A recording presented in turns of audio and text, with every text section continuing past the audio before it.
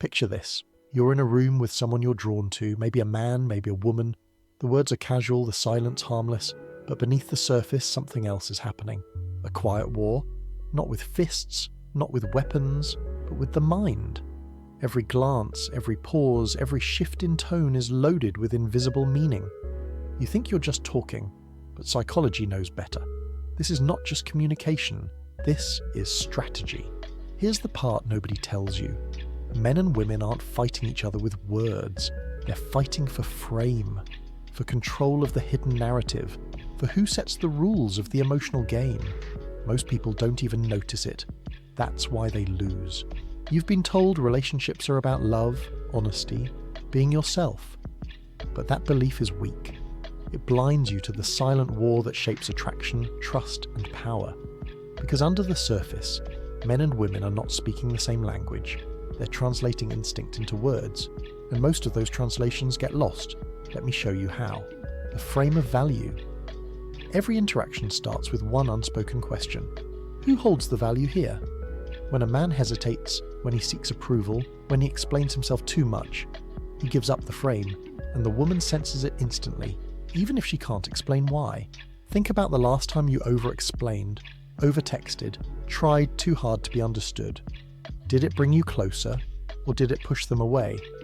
Psychology calls it self-validation seeking, but in simple terms, you hand over your worth when you beg for it. The silent war is fought in micro-moments.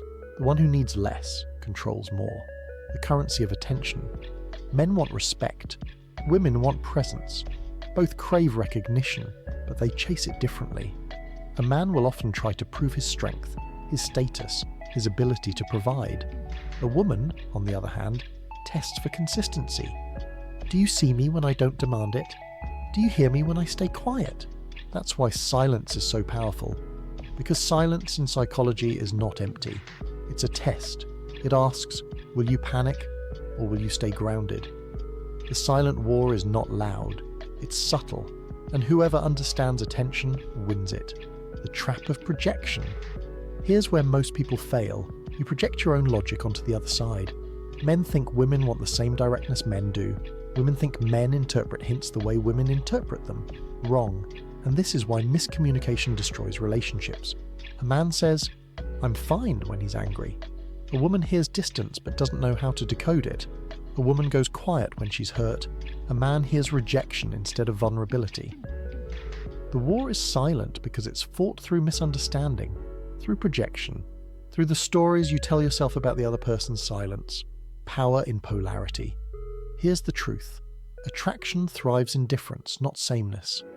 When men collapse into insecurity, when women mask themselves with cold detachment, polarity dies, and so does desire. But when a man stands rooted in confidence, without arrogance, and when a woman allows her depth to be seen, without fear, the silent war turns into dance. You stop fighting for frame, you share it, not through compromise but through polarity, through balance of strength and sensitivity. This is where real communication begins, not through words, but through presence. So here's what you need to remember. The war is real. It happens in silence, in glances, in pauses you don't notice. But the point is not to win.